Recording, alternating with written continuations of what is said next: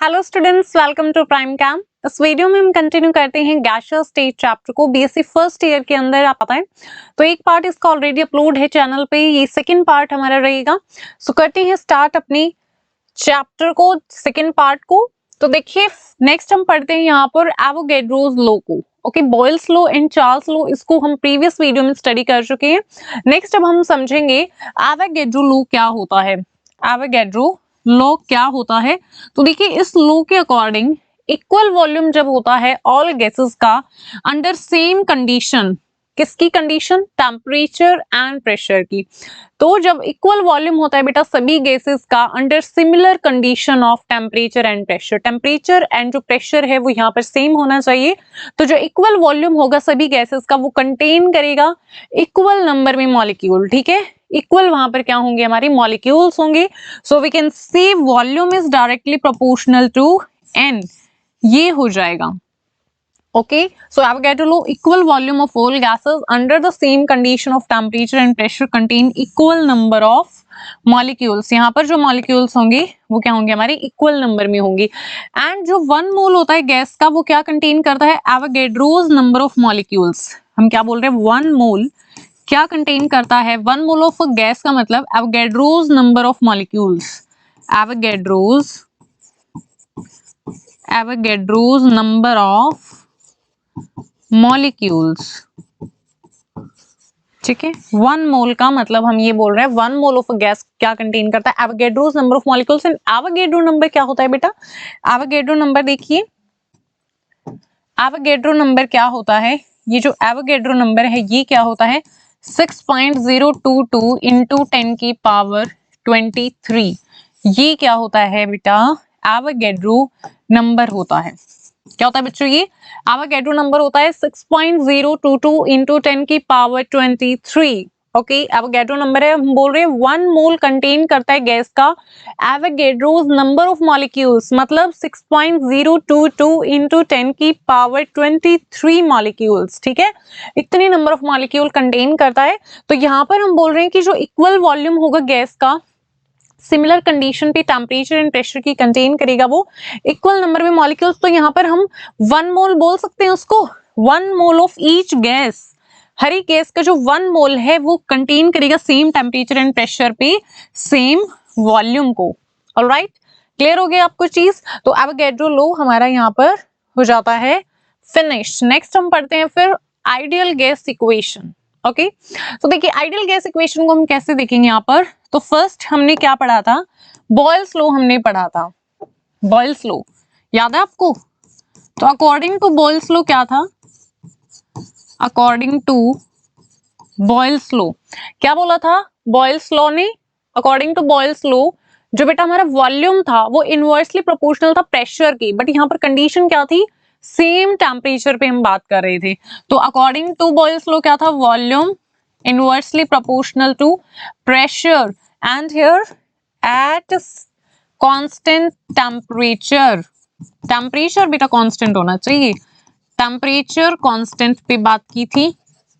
तो ये था हमारा बॉयल्स लॉ। उसके बाद चार्ल्स लॉ में हमने क्या पढ़ा था, याद कीजिए। अकॉर्डिंग टू चार्ल्स लॉ क्या था, according to Charles law, Charles law के अकॉर्डिंग क्या था बेटा, ये तो सेम टेम्परेचर पे है बॉयल्स लॉ, चार्ल्स लॉ किस पे था, सेम प्रेशर पे, at same pressure, at constant pressure. और क्या बोला था कि जो वॉल्यूम है is directly proportional to temperature, ये था हमारा चार्ल्स लॉ। उसके बाद अभी जो हमने पढ़ा, रिसेंटली जो हमने पढ़ा है एवोगैड्रोस लॉ, उसके अकॉर्डिंग क्या है, according to Avogadro's law, Avogadro's law क्या होता है, volume is directly proportional to n. ठीक है, ये हमने पढ़ा है। यहाँ पर क्या है, eight constant temperature and pressure, at constant temperature, eight constant temperature and pressure. ये हमारी बात किस पे हो रही है, कांस्टेंट टेम्परेचर एंड प्रेशर पे हमारी बात हो रही है, Avogadro's law, V directly proportional to N। अब बेटा इन तीनों लॉ को आपको क्या करना है, कंबाइन कर देना है, ठीक है, कंबाइनिंग दीज थ्री लॉज, और हमें क्या ऑब्टेन हो जाएगी, आइडियल गैस इक्वेशन। ओके, हमें ऑब्टेन हो जाएगी आइडियल गैस इक्वेशन। तो कंबाइन कीजिएगा जल्दी से, शाबाश। सो कंबाइनिंग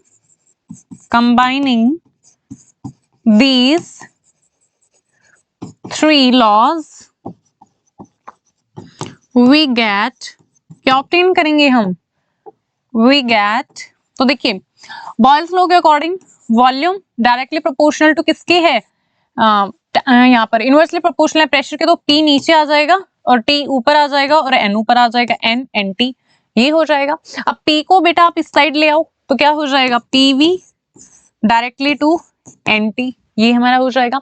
अब यहाँ पर जो प्रोपोर्शनैलिटी कांस्टेंट आता है, कांस्टेंट ऑफ प्रोपोर्शनैलिटी यहाँ पर रहता है बेटा R, ठीक है, जिसे हम क्या बोलते हैं, गैस कांस्टेंट बोलते हैं। तो यहाँ पर क्या आ जाएगा, PV is equal to nRT। तो ये होती है बेटा इक्वेशन हमारी आइडियल, ठीक है, ये क्या है, आइडियल गैस इक्वेशन है, PV is equal to nRT and this is the ideal gas equation, PV is equal to nRT। ये क्या है, हमारी आइडियल गैस इक्वेशन है बेटा। तो हमने क्या किया, जो तीनों हमारी लॉ थे उनको हमने कंबाइन कर लिया और यहाँ से ऑब्टेन हो गया हमें आइडियल गैस इक्वेशन। सो बॉयल्स लॉ के अकॉर्डिंग वॉल्यूम इनवर्सली प्रोपोर्शनल होता है प्रेशर की, बट सेम टेम्परेचर पे। चार्ल्स लॉ के अकॉर्डिंग क्या होता है, वॉल्यूम डायरेक्टली प्रोपोर्शनल होता है टेम्परेचर की कांस्टेंट प्रेशर पे। And according to Avogadro law volume directly proportional होता है N की, तो ये किस पे होता है, same constant temperature and pressure पे। तो यहाँ पर हम कंबाइन कर देंगे इनको तीनों लॉस को, तो आ जाएगा PV is equal to nRT and here R is the constant of proportionality and that is gas constant। तो R क्या है बेटा, यहाँ पर हमारा गैस कांस्टेंट है, ये क्या है, गैस कांस्टेंट है। तो समझ में आ गया आइडियल गैस इक्वेशन। फिर नेक्स्ट आता है बेटा ग्राम्स लॉ ऑफ डिफ्यूजन, ठीक है, इसको हम स्टडी करेंगे। ग्राम्स लॉ ऑफ डिफ्यूजन क्या होता है, तो इस लॉ के अकॉर्डिंग क्या है बेटा, ये लॉ हमें क्या बोलता है कि जब सिमिलर कंडीशन होती है टेम्परेचर एंड प्रेशर की, ठीक है, सिमिलर कंडीशन रहेंगी टेम्परेचर प्रेशर की, तो यहाँ पर जो रेट्स ऑफ डिफ्यूजन रहता है अलग अलग गैसेस का, जो रेट ऑफ डिफ्यूजन होगा, डिफ्यूजन का जो रेट होगा अलग अलग गैसेस का, वो क्या होगा, इनवर्सली प्रोपोर्शनल होगा किसके, square root of their densities. क्या बोल रहे हैं हम, दोबारा से सुनिए। ग्राम्स लॉ ऑफ डिफ्यूजन, इस लॉ के अकॉर्डिंग ये लॉ हमें क्या बोलता है कि जब सेम सिमिलर कंडीशन रहेंगी टेम्परेचर की और प्रेशर की, तो यहाँ पर जो रेट ऑफ डिफ्यूजन होगा, डिफ्यूजन का जो रेट है डिफरेंट गैसेस का, अलग अलग गैसेस का, वो इनवर्सली प्रोपोर्शनल होगा किसके बेटा, हमारे स्क्वायर रूट ऑफ डेंसिटीज की, ठीक है। तो जो रेट ऑफ डिफ्यूजन होगा वो इनवर्सली प्रोपोर्शनल होगा इनके स्क्वायर रूट के डेंसिटीज के, डेंसिटी का जो स्क्वायर रूट है उसके। तो यहाँ पर हम क्या राइट कर सकते हैं, जो रेट ऑफ डिफ्यूजन है उसको हम कैसे रिप्रेजेंट करेंगे, यहाँ पर रेट ऑफ डिफ्यूजन R हो जाएगा। क्लियर हो रहा है आपको, रेट ऑफ डिफ्यूजन R है बेटा, क्या है रेट ऑफ डिफ्यूजन, R है, R है रेट ऑफ डिफ्यूजन, एंड वो इनवर्सली प्रोपोर्शनल है किसके, स्क्वायर रूट के डेंसिटी की, स्क्वायर रूट ऑफ डेंसिटी। तो यही हम बोल रहे हैं, ठीक है, सिमिलर कंडीशन पे किसकी, टेम्परेचर एंड प्रेशर की, rate of diffusion inversely proportional होगा square root of their densities. ये क्या है बेटा, ग्राम्स लॉ ऑफ डिफ्यूजन, ठीक है, ग्राम्स लॉ ये हमारा डिफ्यूजन है। इसके बाद देखिए यहाँ पर अगर हमारे पास दो अलग अलग गैसेस हैं तो उनके लिए कैसे राइट कर लेंगे हम, R1 बाई मी R2 is equal to under root D2 by मी D1, इस तरीके से हो जाएगा। ऑलराइट, एंड यहाँ पर देखिए जो मॉलिक्यूलर मास होता है वो ट्वाइस ऑफ वेपर डेंसिटी होता है, ठीक है, molecular mass is equal to 2 into में वेपर डेंसिटी होता है। तो यहाँ पर जो रेट ऑफ डिफ्यूजन है उसको हम और कैसे राइट कर सकते हैं, देखिए यहाँ पर R1 बाई मी R2 is equal to under root M2 by मी M1। क्या मैं इसको ऐसे भी राइट कर सकती हूँ बेटा, बिल्कुल कर सकते हैं। ओके, तो ये आपको ध्यान में रखनी है सारी चीजें, ये भी R1 by me R2 under root M2 by M1 and here M is the molecular mass of gases। Clear हो गया आपको ग्राम्स लॉ ऑफ डिफ्यूजन भी। तो चलते हैं नेक्स्ट टॉपिक पे। फिर नेक्स्ट टॉपिक है Dalton's law of partial pressure. अब इसको हम समझते हैं क्या बोला इसने। तो Dalton's law of partial pressure क्या है बेटा, ये लॉ हमें क्या बोलता है कांस्टेंट टेम्परेचर एंड प्रेशर पे, ठीक है, सॉरी कांस्टेंट टेम्परेचर पे, ठीक है, यहाँ पर जो टेम्परेचर है बेटा वो कांस्टेंट है in case of Dalton's law of partial pressure. इस लॉ में टेम्परेचर कांस्टेंट है, तो जो प्रेशर एक्सर्ट किया जाएगा, जो प्रेशर एक्सर्ट किया जाएगा मिक्सचर ऑफ गैसेस के द्वारा, जो भी प्रेशर एक्सर्ट किया जाएगा मिक्सचर ऑफ गैसेस के द्वारा, दो या फिर इससे ज्यादा, ठीक है, टू और मोर नॉन रिएक्टिंग गैसेस, और ये जो गैसेस है बेटा नॉन रिएक्टिंग है, इस चीज को आपको ध्यान में रखना है। यहाँ पर अगर गैस रिएक्ट कर जाएंगी फिर तो क्या है हमारा कुछ और ही होगा, तो यहाँ पर बेटा नॉन रिएक्टिंग है, ठीक है, वो रिएक्ट नहीं कर रही है आपस में। ये लोग कब हम बोल रहे हैं, जब नॉन रिएक्टिंग गैसेस हैं तो वो आपस में रिएक्ट नहीं कर रही हैं। तो एट कांस्टेंट टेम्परेचर जो प्रेशर एक्सर्ट किया जाएगा गैसेस के द्वारा, नॉन रिएक्टिंग गैसेस होंगी, दो या फिर इससे ज्यादा नॉन रिएक्टिंग जो गैसेस होंगी जो वो प्रेशर एक्सर्ट करेंगी, इनक्लोज्ड होंगी वो डेफिनेट वॉल्यूम के अंदर, ठीक है, एक डेफिनेट वॉल्यूम है जिसके अंदर वो इनक्लोज होंगी।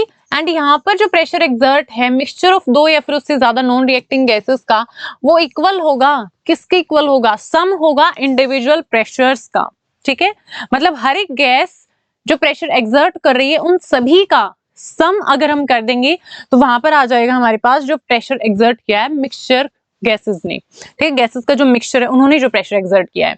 सो इंडिविजुअल प्रेशर्स का होगा which each gas would exert, एक जो गैस एक्सर्ट करती है अगर वो सिर्फ वही एक गैस प्रेजेंट होती हमारे सेम वॉल्यूम के अंदर, ठीक है। सो यहाँ पर हम क्या राइट कर सकते हैं, जो हमारा प्रेशर होगा, टोटल जो प्रेशर होगा बेटा P1 plus P2 plus P3 इस तरीके से हो जाएगा हमारा, ठीक है,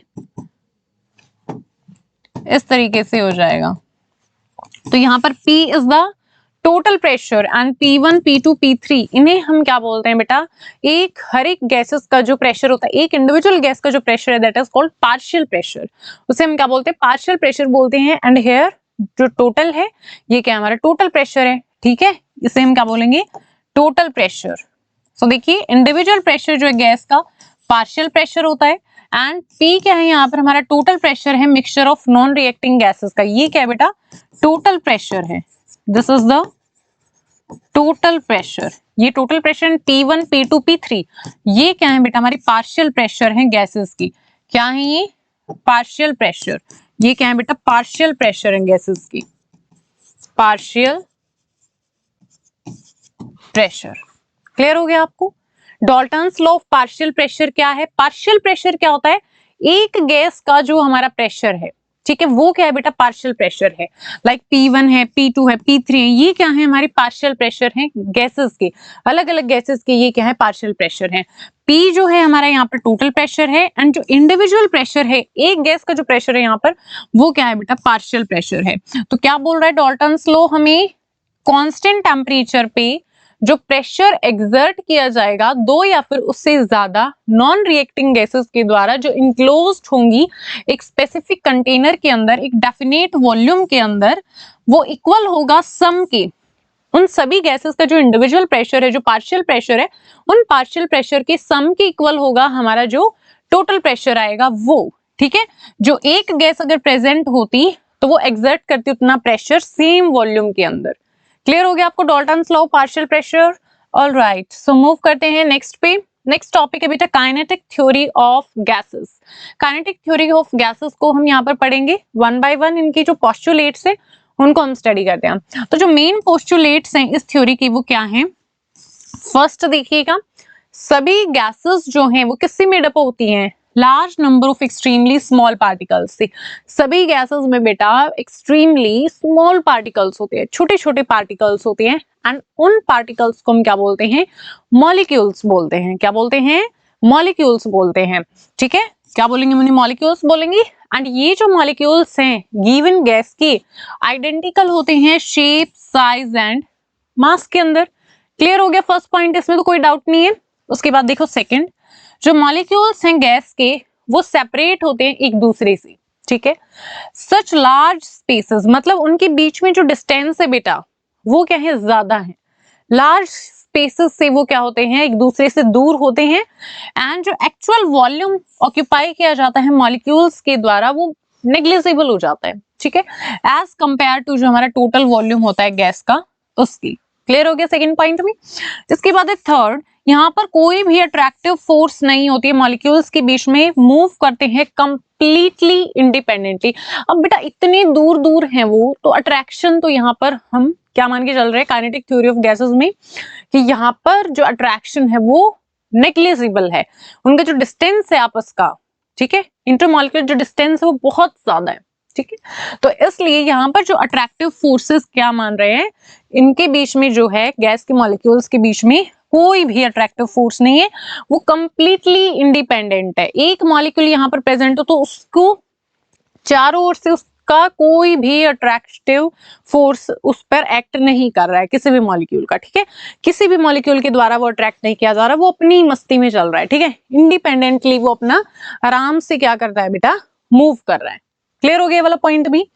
तो नेक्स्ट देखो, नेक्स्ट है मॉलिक्यूल्स जो होते हैं वो इन अ स्टेट ऑफ सीजलेस होते हैं एंड रैंडम मोशन में होते हैं। सीजलेस क्या होता है बेटा, नॉन स्टॉप, ठीक है, आप इसको राइट करेंगे नॉन स्टॉप होता है, सीजलेस मतलब नॉन स्टॉप, बिना रुके, ठीक है, बिना रुके वो क्या करते हैं, मूव करते हैं, मोशन में होते हैं, नॉन स्टॉप एंड रैंडम, ठीक है, कहीं पे भी जा रहे हैं, ऐसा नहीं एक फिक्स डायरेक्शन में वो जा रहे हैं, इस डायरेक्शन में जा रहे हैं फिर इस डायरेक्शन में जा रहे हैं, रैंडम कहीं पे भी जा रहे हैं, ठीक है, और नॉन स्टॉप जा रहे हैं, मतलब ऐसे नहीं कि वो रुकेंगे, नॉन स्टॉप मोशन है और रैंडम मोशन है, ठीक है। तो जो मॉलिक्यूल्स होते हैं यहाँ पर गैस के, वो क्या होते हैं, नॉन स्टॉप रैंडम मोशन में होते हैं, सभी डायरेक्शन के अंदर, एक पर्टिकुलर डायरेक्शन में नहीं, एंड इस मोशन के टाइम पे कोलाइड करते हैं वो एक दूसरे के साथ में। तो मॉलिक्यूल्स बेटा जब मोशन में होते हैं तो वो एक दूसरे के साथ क्या करते हैं बेटा, कोलाइड करते हैं वो, ठीक है, कोलाइड करते हैं, एंड जो वॉल से कंटेनर की उसके साथ में भी वो कोलाइड करते हैं, जो कंटेनर की वॉल है उसके साथ भी कोलाइड करेंगे, आपस में जो मॉलिक्यूल्स है वो भी कोलाइड करेंगे। क्लियर हो गया वाला पॉइंट भी। इसके बाद है नेक्स्ट, जो कॉलिजन्स हैं मॉलिक्यूल्स के एक दूसरे के साथ में, और वॉल जो कंटेनर की वॉल के साथ जो उनका कॉलिजन है बेटा, वो क्या है, परफेक्टली इलास्टिक है, ठीक है, क्या बोल रहे हैं, परफेक्टली इलास्टिक। अब कॉलिजन परफेक्टली इलास्टिक का मतलब क्या है बेटा, वहां पर कोई भी एनर्जी का लॉस नहीं हो रहा है। क्या आपको मेरा पॉइंट क्लियर हो रहा है, क्या मैं आपको जो बता रही हूँ वो चीजें क्लियर हो रही है साथ के साथ बेटा।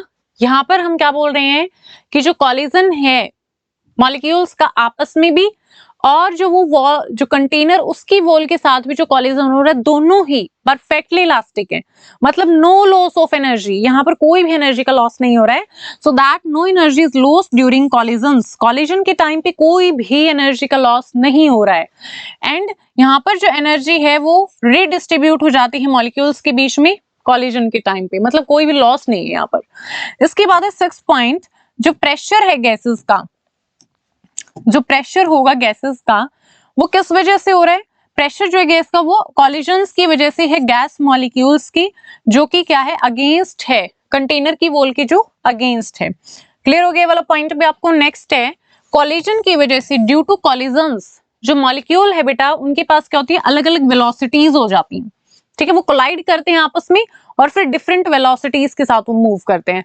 सो कॉलिजन की वजह से मॉलिक्यूल पॉसेस करते हैं अलग अलग वेलोसिटीज, एंड इसलिए उनके पास डिफरेंट क्या होती है, काइनेटिक एनर्जी होती है। तो अलग वेलोसिटी के साथ मूव करेंगे बेटा, ऑब्वियसली काइनेटिक एनर्जी भी क्या हो जाएगी, उनके पास अलग हो जाएगी। सो क्लियर हो गया। उसके बाद है एवरेज जो काइनेटिक एनर्जी है मॉलिक्यूल्स की, अगर हम बात करते हैं बेटा एवरेज काइनेटिक एनर्जी की मॉलिक्यूल्स के, तो ये क्या होती है, average kinetic energy directly proportional होती है एब्सोल्यूट टेम्परेचर की। इस पॉइंट को आपको ध्यान में रखना है, जो काइनेटिक एनर्जी है बेटा, जो काइनेटिक एनर्जी है वो डायरेक्टली प्रोपोर्शनल होती है एब्सोल्यूट टेम्परेचर की। Average kinetic energy of the molecules is directly proportional to the absolute temperature. फिर है नेक्स्ट पॉइंट, जो मोशन है मॉलिक्यूल्स का वो अनअफेक्टेड है बाय फोर्स ऑफ ग्रेविटेशन, मतलब जो फोर्स ऑफ ग्रेविटेशन है उसका कोई भी अफेक्ट नहीं है इनके मोशन पर, गैस के जो मॉलिक्यूल्स है उनके मोशन पर कोई भी अफेक्ट नहीं है फोर्स ऑफ ग्रेविटेशन का। So the motion of molecules is unaffected, वो अनअफेक्टेड है by the force of gravitation. Clear हो गया आपको सारे points, kinetic theory of gases समझ में आ गई, हर एक पॉइंट आपको क्लियर हो गया। फिर भी बेटा कोई भी डाउट आए कमेंट बॉक्स में कमेंट करना है, और अगर आपको कंटेंट थोड़ा सा भी वैल्यूएबल लग रहा है तो वीडियो को लाइक करना एंड अपने फ्रेंड्स के साथ शेयर करना, एंड चैनल पे नए हो तो चैनल को सब्सक्राइब कर लेना, बेल आइकन प्रेस कर लेना एंड नोटिफिकेशन पे ऑल कर लेना, ताकि आपको हमारी आने वाली हर एक वीडियो का नोटिफिकेशन मिलता रहे। मिलते हैं फिर नेक्स्ट वीडियो में नेक्स्ट टॉपिक के साथ।